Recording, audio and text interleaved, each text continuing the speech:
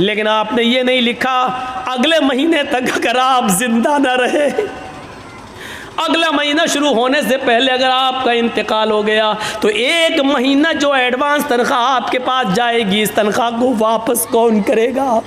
उसका ज़मानती कौन है? उस तनख्वाह को बैतुल माल में जमा कौन करेगा? काश ये वाक़यात मोदी ने पढ़े होते, ये वाक़यात योगी ने पढ़े होते तो उनको पता चलता कि इस्लामी हुक्मरानों की तारीख कैसी। और आओ तारीख का एक ऐसा वाक़या मैं आपके सामने रखना चाहता हूँ हज़रत उमर फारूक की ज़िंदगी से कि आप ताज्जुब करेंगे। हज़रत उमर फारूक का बच्चा बाहर सड़क पर खेल रहा है दूसरे बच्चों के साथ। कितना छोटा बच्चा था, 4-5 साल। और सामने ऑफिस है बैतुल माल, और बैतुल माल के ट्रेज़ी कौन है, खजांची कौन है? हज़रत अबू मूसा अशरी रज़ी अल्लाह ताला अन्हु। हज़रत अबू मूसा अशरी, हज़रत अबू मूसा अशरी बाहर निकलते हैं बैतुल माल के ऑफिस से, देखते हैं कि कुछ बच्चे बाहर खेल रहे हैं और वो दुकान से कोई चीज़ खरीद कर खा रहे हैं, लेकिन उमर फारूक का बच्चा कुछ नहीं खा रहा है। बाहर जब निकलते हैं तो 1 दिरहम पड़ा है सड़क पर, 1 दिरहम पड़ा हुआ है। 1 दिरहम 1 रुपया, मान लो आज के हिसाब से 1 रुपया। 1 दिरहम ज़मीन पर पड़ा, उसको उठा लिया। ये दिरहम किसका होगा पता नहीं। वो दिरहम हज़रत उमर फारूक के बेटे को दे दिया, लो बेटा ये लो, ये बच्चे कोई चीज़ खा रहे हैं, तुम भी खा लो। बच्चे ने 1 दिरहम खाया नहीं है, वो 1 दिरहम मुट्ठी में बांध लेता है, मुट्ठी को कस के पकड़ लेता है और वो दिरहम लेके आगे बढ़ जाता है और सीधे अपने घर पे आ जाता है। वो दिरहम लेकर सीधे अपने घर पे आ जाता है। हज़रत उमर फारूक की नज़र जब उस बच्चे के ऊपर पड़ती है, बाप की नज़र पहली नज़र में पहचान गया, एक हाथ खुला एक हाथ बंधा। बेटे ये मुट्ठी क्यों बंद है, खोलो। जैसी बच्चे ने मुट्ठी खोली तो उसमें से 1 दिरहम ज़मीन के ऊपर गिर गया। हज़रत उमर फारूक ने वो 1 दिरहम उठाया और उठाने के बाद कहा, मेरे बेटे सच बताओ ये 1 दिरहम तुम्हारे पास कहाँ से आया? बीवी से पूछा कि तुमने दिया? कहा नहीं मैंने नहीं दिया। कहा मैंने भी नहीं दिया। बेटा कहाँ से आया? कहा बैतुल माल के बाहर में खेल रहा था, अबू मूसा अशरी को ज़मीन पर पड़ा हुआ मिला चाचा को, और अबू मूसा अशरी चाचा ने ये 1 दिरहम को उठाकर ज़मीन से मुझे दे दिया कि और बच्चे चीज़ें खा रहे हैं, तुम भी बेटा कुछ खा लो। मैंने खाया नहीं है। अरे अबू घर में 1-2 दिन से चूल्हा नहीं जला तो मैंने सोचा कि 1 दिरहम मेरे घर में काम आ जाएगा। हज़रत उमर फारूक कहते हैं, बेटे तुमने बहुत अच्छा किया, ये दिरहम लेकर तुम घर आ गए। फिर वो 1 दिरहम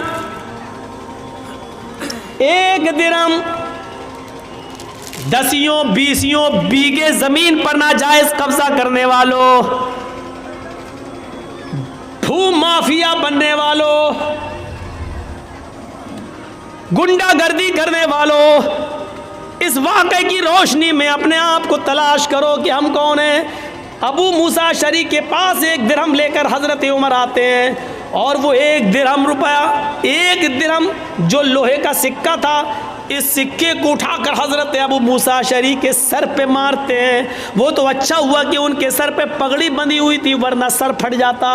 वो 1 दिरहम उनके सर पे मारते हैं, पगड़ी पे लगता है, लेकिन इतनी ज़ोर से मारा था कि पगड़ी के ऊपर से भी वो 2 दिरहम का असर उनके सर में होता है, यानी उनको उसकी हल्की सी चोट का असर सर के अंदर महसूस होता है।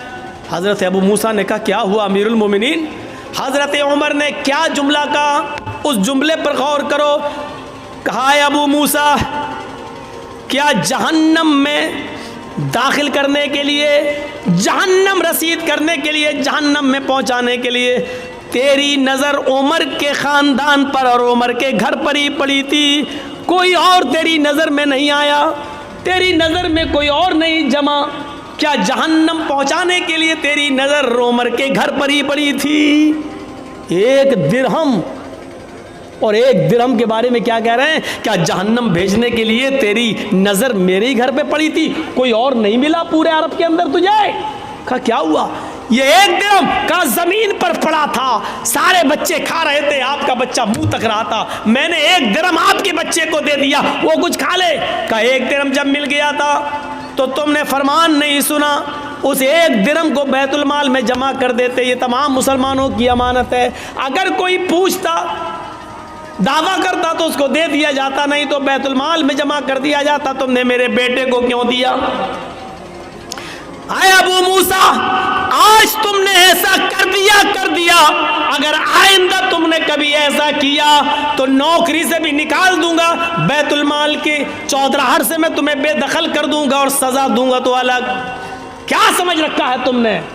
क्या हम इस वाक़े की रोशनी में कैसे लगते हैं? हमने तो कितने नाजायज़ लोगों को दबाया होगा और कितनों की बेईमानी की होगी, ज़मीन जायदाद ये वो सब। एक वाक़े की तरफ और आइए और उससे आप अंदाज़ा लगा सकते हैं। उमर इब्न अब्दुल अज़ीज़ का दौर है, उमर इब्न अब्दुल अज़ीज़ का दौर है और सुबह ईद होने वाली है, चांद हो चुका है, चांद हो चुका है, सुबह ईद होने वाली है। उमर इब्न अब्दुल अज़ीज़ की बीवी कहती है देखो आपके पास भी कपड़े नहीं है पहनने को, मेरे पास भी नहीं है, हम और आप तो पुराने कपड़े पहन लेंगे, लेकिन बच्चा नए कपड़े की जिद कर रहा है, बच्चे के लिए तो नया कपड़ा होना चाहिए, पड़ोस के बच्चे नए कपड़ा पहनेंगे और अमीरुल मोमिनीन का बेटा पुराने कपड़े। कहा मेरी बीवी बैतुल माल से मुझे इतनी तनख्वाह नहीं मिलती कि मैं उससे अपने बच्चे को नया कपड़ा पहना सकूँ। बीवी ने कहा अमीरुल मोमिनीन ने 1 महीने की तनख्वाह एडवांस ले लीजिए, अगले महीने मत लीजिएगा। का बीवी मशवरा अच्छा दे रही हो। होता है कभी कभी लोग किसी के यहाँ काम करते हैं, साहब मेरी बीवी बीमार, 1 महीने की एडवांस तनख्वाह दे दो, हम धीरे धीरे कटा देंगे, कोई बुरी बात नहीं है अगर मालिक राज़ी हो जाए तो। अबू मूसा उमर इब्न अब्दुल अज़ीज़ ने एक लेटर लिखा और अपने खादिम से कहा जाओ बैतुल माल के कैशियर से कहना ये लेटर दे देना, वो तुम्हें 1 महीने की तनख्वाह एडवांस दे देगा। अमीरुल मोमिनीन खुश थे, उमर इब्न अब्दुल अज़ीज़ के 1 महीने की तनख्वाह एडवांस, और वो तो मेरा खादिम है, वो तो दे ही देगा, जब हमने ऑर्डर दे दिया लिख के दे दिया तो वो दे देगा। जैसे ये लेटर कैशियर के हाथ में आता है, उसने पढ़ा खजांची ने, उसमें लिखा है कि कल ईद है, मेरे बच्चे के पास नए कपड़े नहीं है पहनने के लिए, लिहाजा मुझे 1 महीने की तनख्वाह एडवांस दे दो, अगले महीने मत देना, उस महीने के अंदर काट लेना। उस खजांची ने उस लेटर को पढ़ने के बाद अंदर जाकर उसी लेटर के पीछे कुछ लिख दिया और लिखने के बाद उसको लिफाफे में बंद करके क्या जाओ इसको दे देना उमर इब्न अब्दुल अज़ीज़ को। कहा उन्होंने 1 महीने की तनख्वाह एडवांस मंगाई, कहा मैंने इसका जवाब दे दिया है, इसका जवाब वो पढ़ लेंगे, उसके बाद आप आना, अगर इसके बावजूद वो मंगाएंगे तनख्वाह मांगेंगे 1 महीने की तो मैं दे दूँगा, मैंने उसमें कुछ सवाल किया है। खादिम लिफाफा लेकर उमर इब्न अब्दुल अज़ीज़ के पास पहुंचता है। उमर इब्न अब्दुल अज़ीज़ ने कहा क्या उसने 1000, क्या उसने 1 महीने की तनख्वाह एडवांस नहीं दी? का पता नहीं, इस लिफाफे में कुछ रख दिया है। लिफाफा खोला तो क्या देखते हैं कि मेरे ही लिफाफे मेरे ही लेटर के पीछे कुछ और लिखा है। उसको पढ़ते हैं, उसमें लिखा हुआ है उमर इब्न अब्दुल अज़ीज़ अमीरुल मोमिनीन, आपका हुक्म सराखों पर, आपको 1 महीने 5 महीने 6 महीने आप जितनी कहें उतनी तनख्वाह मैं देने के लिए आज़ाद हूँ, मैं देने के लिए तैयार हूँ। अमीरुल मोमिनीन आपने लिखा है कि मेरे बच्चे के पास नए कपड़े नहीं हैं पहनने के लिए, इसलिए मुझे 1 महीने की तनख्वाह एडवांस दे दो, अगले महीने काट लेना। लेकिन आपने ये नहीं लिखा अगले महीने तक अगर आप जिंदा न रहे, अगला महीना शुरू होने से पहले अगर आपका इंतकाल हो गया तो 1 महीना जो एडवांस तनख्वाह आपके पास जाएगी, इस तनख्वाह को वापस कौन करेगा? उसका ज़मानती कौन है? उस तनख्वाह को बैतुल माल में जमा कौन करेगा? काश ये वाक़यात मोदी ने पढ़े होते, ये वाक़यात योगी ने पढ़े होते तो उनको पता चलता कि इस्लामी हुक्मरानों की तारीख कैसी गुजरी है। ये बेचारे 10-10 और 20-20 लाख का सूट बूट पहनकर अमेरिका के प्राइम मिनिस्टर का स्वागत करने वाले लोग क्या जाने कि हुकूमतें कैसे चलाई जाती हैं। हुकूमत चलाना सीखना है तो सीखो उमर इब्न अब्दुल अजीज से, सीखो हजरत उमर फारूक से, और उन्हीं से सीखी थी महात्मा गांधी जी ने। इसीलिए तो कहा था बापू ने कि अगर देश में खून खराबा बंद करना चाहते हो, अमन सुकून चाहते हो, तो हजरत उमर फारूक जैसा कानून नाफिज कर दो, देश के अंदर खून खराबा बंद हो जाएगा। ये महात्मा गांधी ने जुमले कहे हैं, सत्य और अहिंसा के अंदर आज भी लिखे हुए हैं। मेरे भाइयों, आज सूरत हाल ये है कि विजय माल्या बाहर बैठा हुआ है, देश की ये सारी चीजें लेकर बाहर बैठा हुआ है। आज पूरे देश के गोदामों को अडानी और अंबानी के सुपुर्द कर दिया जा रहा है और देश का चौकीदार कुछ बोलने के लिए तैयार नहीं है। हजारों करोड़ की अफीम और गांजा और चर्स बंबई के एयरपोर्ट, बंबई के पोर्ट पर समंदर के ऊपर पकड़ी जा रही है, लेकिन मेरे भाइयों उसके मंगाने वाले को, उसके मालिक के को आज तक पूछने के लिए भी नहीं बुलाया जा रहा है। आज इस तरीके से हुकूमतें चल रही हैं। एक हुकूमत वो भी थी कि हजरत उमर फारूक का बेटा मुल्क शाम के अंदर था और उसने रात के अंदर खजूर को, रस को सड़ाया, निचोड़ा, वो नबीज बन गया। सुबह होते होते उसके अंदर नशा आ गया, उसको मालूम नहीं था और उसने नबीज पी ली। उमर फारूक के बेटे ने नबीज पी ली, शराब की एक किस्म है, उसको मालूम नहीं था कि ये सड़ चुकी है और इसमें नशा आ गया है। जब वो पी लिया तो उसमें नशा आ गया। मुल्क शाम के गवर्नर को पता चला तो हजरत उमर फारूक के बेटे को बुलाया और 40 कोड़े लगवा दिए मुल्क शाम के अंदर।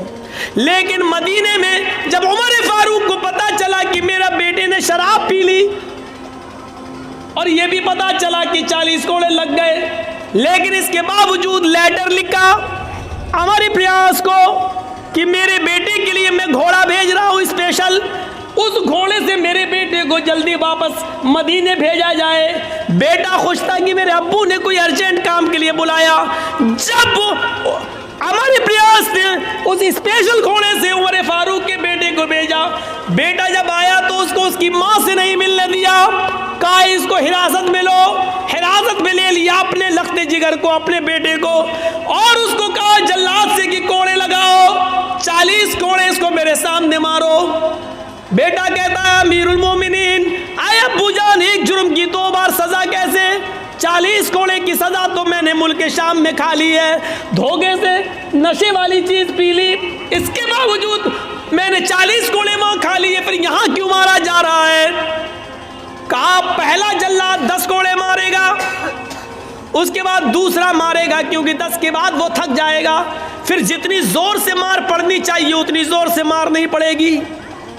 40 कोड़े दूसरे जल्लादों से पड़वाया।